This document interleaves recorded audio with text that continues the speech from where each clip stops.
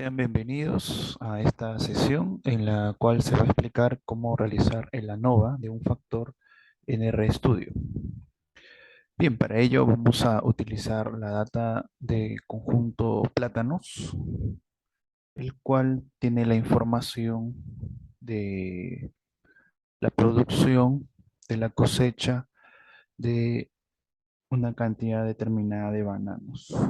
Entonces el archivo es plátano.csv. Entonces se está haciendo su respectivo llamado. Allí pueden apreciar eh, una parte de la data. El factor en este caso ha sido el tipo de abono empleado en el cultivo del plátano.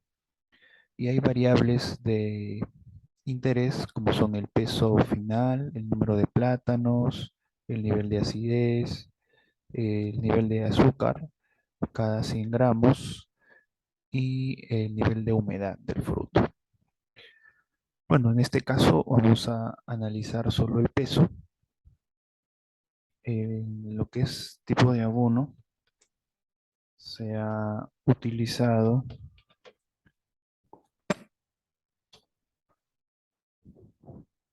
4 tipos de abonos con 15 repeticiones o 15 aplicaciones aleatorias en las plantas o los cultivos de planta.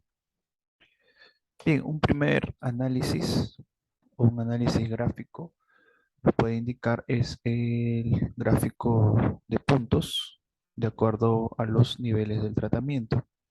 Entonces, aquí en el R existe la función dotChart, el cual permite de alguna manera graficar estos valores.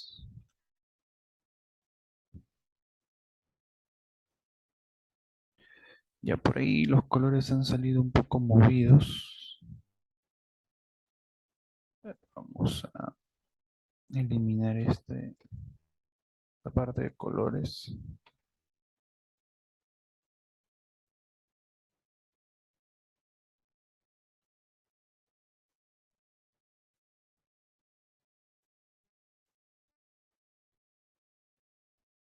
Ya, entonces ahí se observa para cada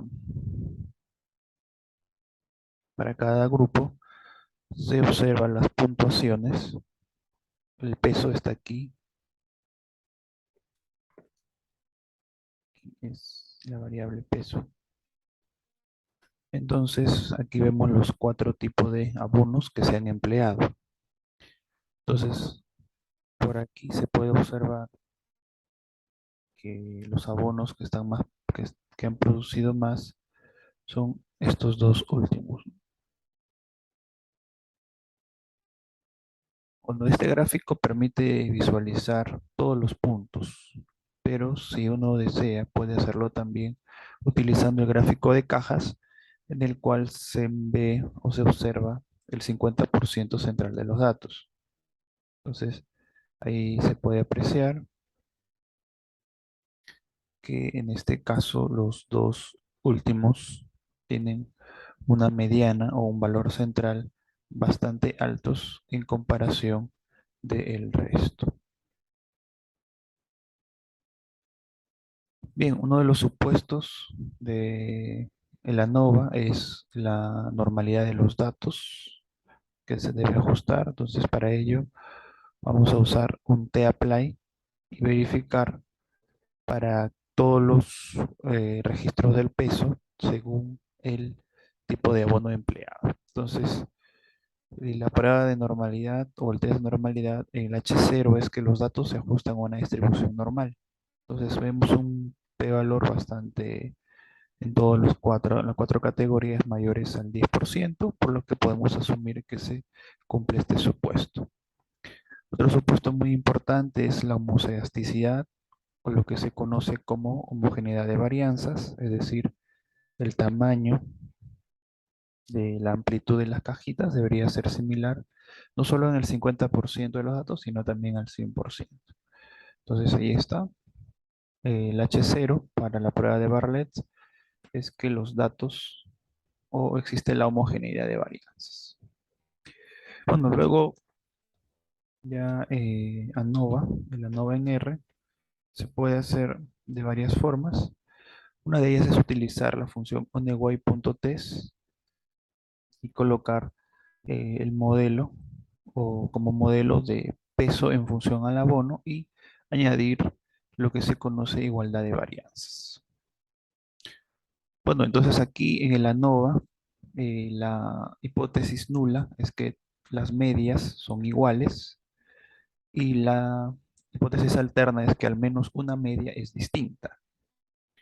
Entonces también la otra forma puede ser así, en donde se le da el argumento data y se le coloca el valor o el nombre de la data, ¿no? En este caso se llama plata y nos brinda el mismo resultado. El p-valor es bastante pequeño, lo cual señala rechazar H0 y por lo tanto aprobar o aceptar que existe al menos un abono que produce un valor diferente en las medias. La otra forma es utilizar el AOV, lo guardamos en el objeto mod y le damos summary. Hacerlo de esta manera va a permitir hacer lo que se conoce las comparaciones de Tukey. Entonces ahí está el mismo resultado, el p-valor, la prueba F y los grados de libertad, tanto del numerador y del denominador, empleados en el cálculo de la prueba F. Bien, entonces el ANOVA tiene el propósito pues, de determinar cuál es el efecto de algún tratamiento que produce un efecto diferente. En este caso se pretende buscar pues aquel abono que produzca un mayor peso promedio. Entonces, de manera descriptiva se puede utilizar la función tapply y más o menos identificar que en este caso SO2 y SO3, que son dos tipos de abono, presentan los mayores promedios, por ahí también NHO3. Sin embargo, hay que considerar que en la estadística no solamente se considera un valor puntual, sino que también se considera la variabilidad. De hecho, de ahí es que sea necesario utilizar una prueba de hipótesis en la que se involucre pues la variabilidad. Gráficamente tenemos aquí una ayuda en la librería RSMD RMIS y hacer el gráfico respectivo. Por ahí, bueno, se grafica muy bien el intervalo de 95% para el valor de medias. El número de comparaciones por pares es la combinación de número de tratamientos sobre 2. En R, la combinatoria se puede calcular con la función choose 4 de 2, entonces nos indica que se deben realizar 6 comparaciones por pares. Aquí podemos hacer el método de Bonferroni o la prueba de Tukey. En la prueba de Tukey podemos apreciar